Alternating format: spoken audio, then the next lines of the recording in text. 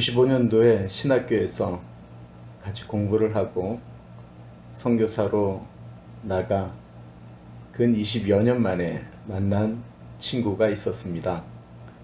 요르단 대한민국 문화원장도 하였고 나름대로 요르단에서는 성공적인 선교 활동을 했던 친구인데 갑자기 요르단에서 추방당했습니다. 아픔을 겪고 미국에 왔었습니다. 다시는 선교사로 안 나갈 것만 같았던 너무 큰 어려움을 겪었는데 이 친구가 1년 만에 다시 정신을 차리고 터키 선교사로 다시 나가게 되었습니다. 제가 좀 말리고 싶었습니다. 이젠 할 만큼 했다 라고 이야기했는데 이 친구가 그렇게 다시 나아갔던 것은 하나님께서 그에게 주셨던 사명뿐만 아니라 선교지에서 얻었던 기쁨이 너무 컸기 때문에 그렇습니다. 오늘은 사도 바울의 1차 선교 여행 가운데 있었던 일들을 함께 나누면서 선교의 기쁨에 대해서 이야기하고자 합니다.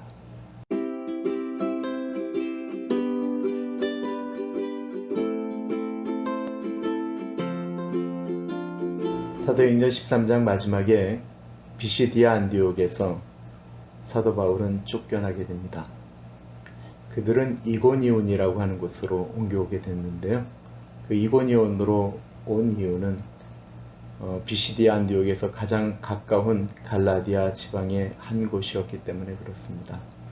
1절에 그들은 유대인의 회당에서 복음을 전하자 사람들이 믿게 되었다라고 이야기합니다. 복음의 능력이지요. 처음 예수 그리스도에 대해서 전했는데 유대인들도 헬라인들도 믿게 되어자 유대인들이 시기하여 사람들을 선동했다라고 이야기하고 있습니다. 복음은 늘 공격을 받습니다. 사람들은 복음을 방해하기 위하여 혼자 목소리를 내는 것이 아니고요. 선동하기 시작합니다. 그럼에도 불구하고 사도 바울은 거기에 열매가 있는 것을 보고는 그곳에서 복음을 전하자 계속해서 그곳에 역사가 일어나게 됩니다. 그러자 사람들은 더 극심하게 사도 바울을 박해하기 시작합니다. 유대인들이 수가 모자르니까 헬라인들을 선동해서 관원들과 더불어 바울을 죽이려고 했던 것입니다.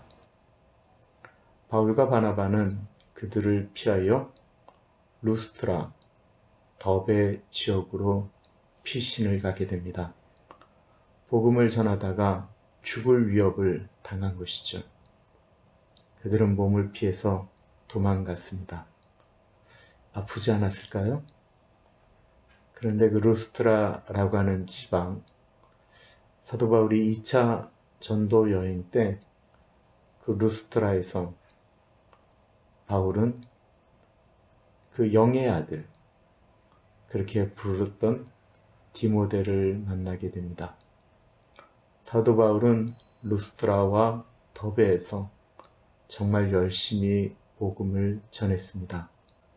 루스트라와 더베에 그들이 복음을 전하고 거기서 주의 백성들이 나왔기 때문에 사도 바울이 처음으로 썼던 글 갈라디아서를 그들에게 보낼 수가 있었습니다.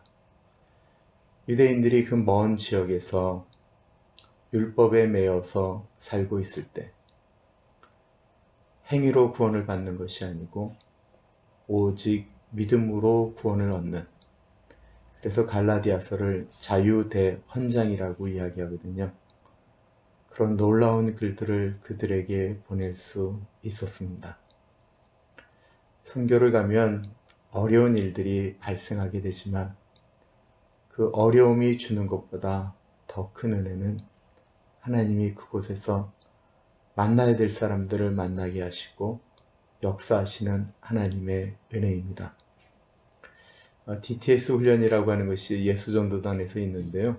그 훈련의 마지막은 3개월 동안 선교 여행을 다니는 것입니다. 그때 사람들이 선교하면서 부서지는 것이 아니에요. 공동체 생활을 하면서 자신의 바닥을 보게 되는 것입니다. 그 바닥을 보면서 본인들이 얼마나 구원받을 수 없었던 사람들인지, 그런 자신들을 사랑한 하나님의 사랑에 대해서 감격하면서 다른 사람들을 이해하게 됩니다. 바울과 바나바는 그런 선교 여행을 하면서 사람들의 바닥을 보았습니다. 그 바닥을 보면서 왜 복음이 필요한지, 어찌하여 예수 그리스도께서 사람을 위하여 죽을 수밖에 없었는지, 복음이 얼마나 복된 것이고 사람들에게 꼭 필요한 것인지를 알게 되었습니다. 사람이 원래 악하기 때문에 그렇습니다. 어떻게 끊임없이 선교가 이루어질 수 있었을까요? 선교가면 힘들고 어렵지만 그곳에서 역사하시는 하나님의 은혜가 너무 크기 때문에 그렇습니다. 사도 바울은 그 은혜 때문에 강도의 위협과 강의 위협과 파송과 매맞는 그 수많은 고통을 당하면서도 그는 계속해서 하나님이 주시는 은혜를 붙들고 선교할 수 있었던 것입니다. 우리의 삶 가운데 우리에게 익숙하지 않은 일들이 일어날 수 있습니다. 하나님 왜 이러실까 고민할 수도 있습니다. 그 안에 역사하시는 하나님의 은혜를 바라보십시오. 그때 우리는 다시 그 길을 뚜벅뚜벅 걸어갈 수 있습니다. 오늘은 여기까지 하겠습니다. 감사합니다.